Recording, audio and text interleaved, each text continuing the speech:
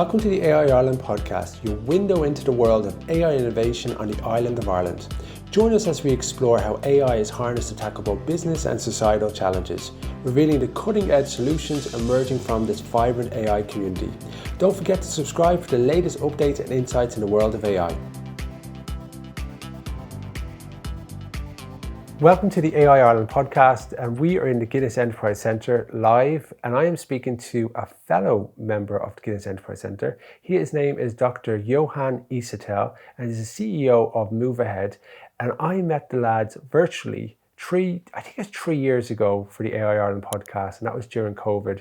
And as I saw them literally walking down the same corridor recently, I said, I want to make sure that we have them on the podcast again, but the live version, because when I saw you guys, I was like, we did this recording a couple of years ago. So we're so happy to have Dr. Johann here, and probably in the future we'll have Jamie, his co-founder, as well. So Johann, thank you very much for being on the show today. Thank you for having me. It's a great pleasure. Tell us a little bit about MoveAhead, and how did you even get started in this field? I think MoveAhead is a long story in the making. I used to be a professor in Dublin City University for 15 years with a massive passion to helping kids as much as we can. So we developed lots of programs. I had like 13 plus PhD students going through the cycles where we're just trying to help kids in nursery, in primary school, in secondary school to really increase their physical literacy. With my main core focus not being able to move properly was a massive driver for me. We want our kids to be competent and confident when they are participating in physical activity, and we know nowadays kids spend on average like 8 hours a day, every day, sedentary in front of a screen. Which is crazy, right? It's frightening. Because when you think about kids, and just even from my own boys, they walk so straight, upright, they've kind of got no limited beliefs till later on. Well, I always think in my mind, because you're suddenly behind a desk, it may not be a standing desk, you're sitting in the car, all the bad habits start to kind of creep in. But you are seeing this more and more, that kids who are just starting to have these bad habits at an earlier age. Yeah, and I think that's the thing, like his bad habits from a very young age leads to an avoidance of engagement in any sort of physical activity. So we're not talking about finding the next Olympians that we may miss, but with finding any kids that just have a love for physical activity, just be able to enjoy going outside, going for a run, kick a ball, jump, and also run to catch your bus. No, we're not talking about sports here. We're talking about general physical activity. Because the more I looked into this, it's like kids are forgetting how to do hopscotch. They're not able to like kick a ball properly, like jump up and down, because they're not learning these different techniques, which is just so sad in so many ways. Yeah, and where is very sad is like we are missing now the role model. The next generations, things will get worse because parents themselves now won't be able to do it. So we won't be able to model anything to their kids. Yeah. Brothers and sisters don't do it. So the youngest one don't have any role model to follow. We need to do something quite fast, and that's why we've created MoveAhead to really just scale things up, things that we couldn't do. So for people that don't know anything about this, is it a product, is it a service? How do you try to entice people to kind of get going? So what we do, because we are coming from this academic background, we have a very deep science knowledge. So we know what the kids are supposed to be doing. We know when we see them moving, we can evaluate their levels and provide personalized experience for them. What kind of experience do we provide them? It's simply through two main areas.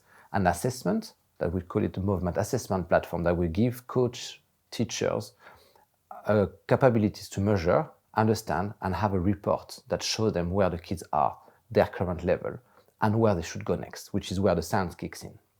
We show them how much improvement the kids make, because those coach and teachers, they are influencing the kids' behavior, and we show them how incredible they are in the work they've been doing, while helping them to also move to the next phase, where they're like, okay, I can see the weaknesses of those kids, now I can develop content for that, both in sports and also in school for PE.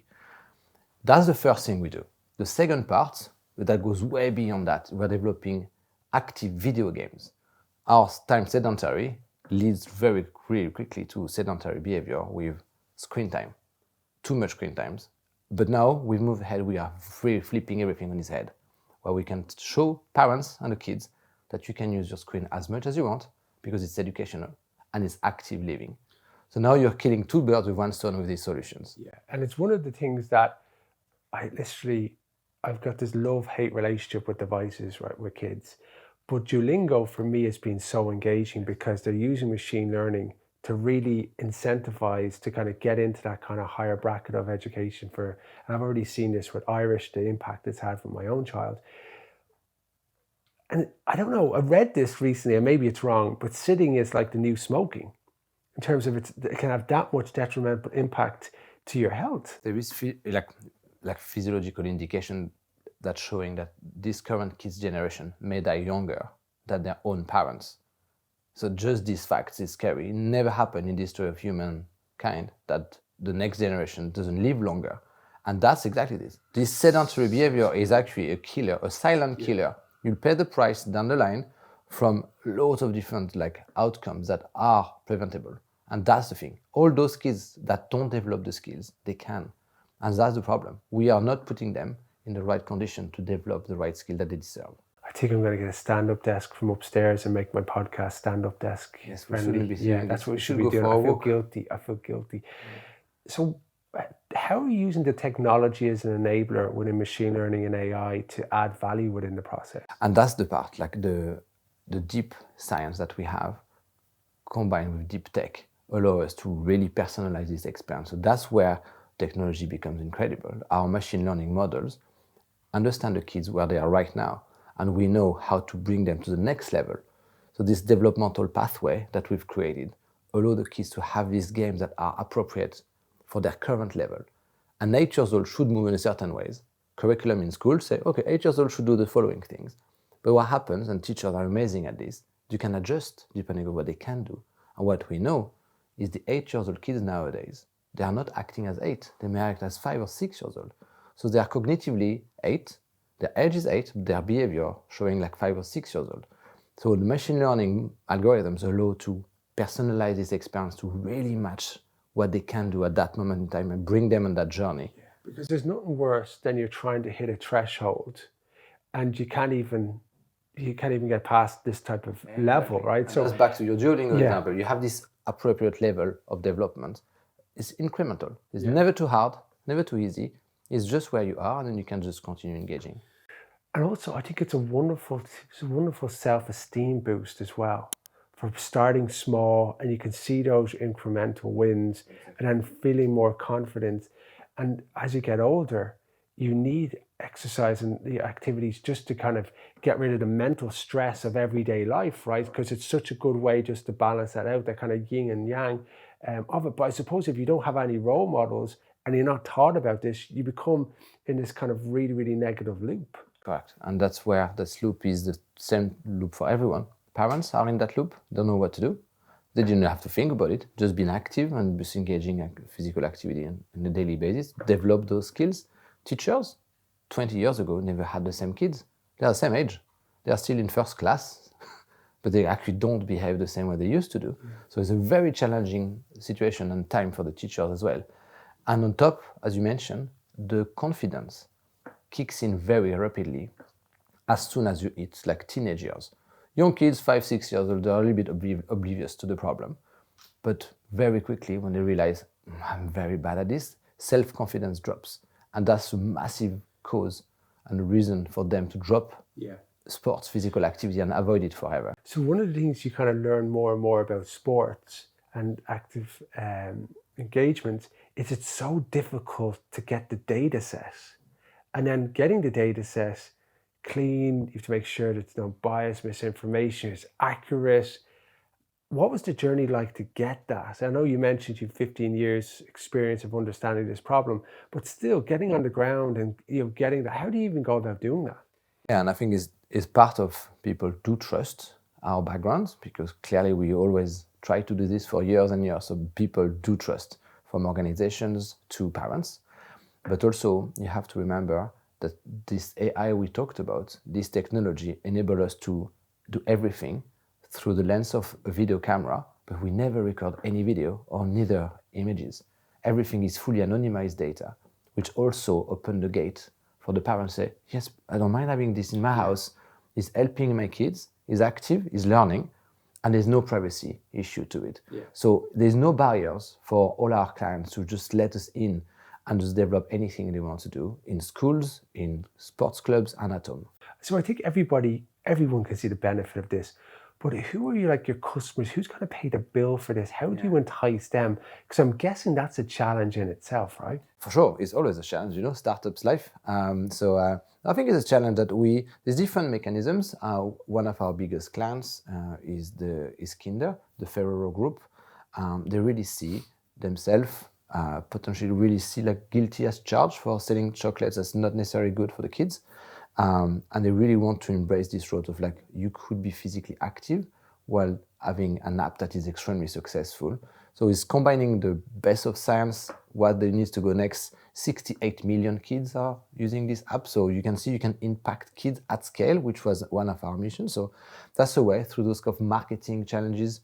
Sports brands really want to do this too, because it brings brand awareness and it's very good for them to be seen doing this. Fan-based engagements, all of a sudden, once a fan, always a fan. So we have very well clients that are embracing this kind of next generation of kids, meet them where they are. They are on their mobile phones, but give them something that is good for them. So now you can start thinking, you know what, this kind of stigma, saying, oh, screen's bad. Yeah. You can actually use platforms like us to show that screen can be good if it's done the right way. Yeah. And they're trying to flip everything on its head this way. You're very, very thoughtful about how it's actually approached and used. So with AI become, even since the last 2 or 3 years since we chatted, there's so much open source models that you can choose. It's the cost of computers like 100 times less than a year ago. You would have obviously had that kind of in-house expertise on the AI side.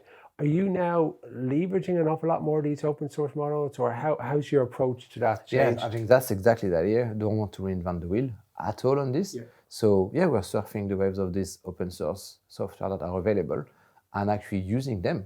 That's kind of the idea. They are there, they're powerful, they're developed with giants.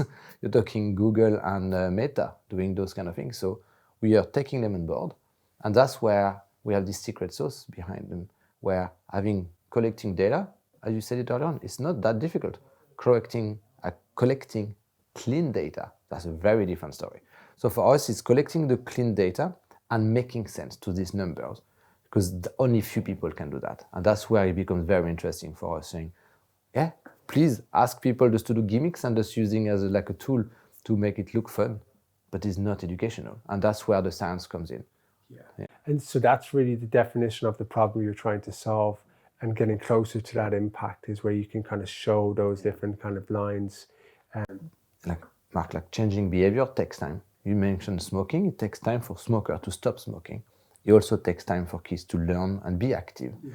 It takes time to make them active and to make them enjoying the time in physical activity. Yeah. So for us, these small differences becomes gigantic. Knowing where they are make the product very sticky. Yeah, it's about having those triggers, so it's like having those different, like the football, the hurl, the football boots beside the door or in the sitting room, rather than actually bundled away, because you want to see them and actually grab the ball and go outside or use that.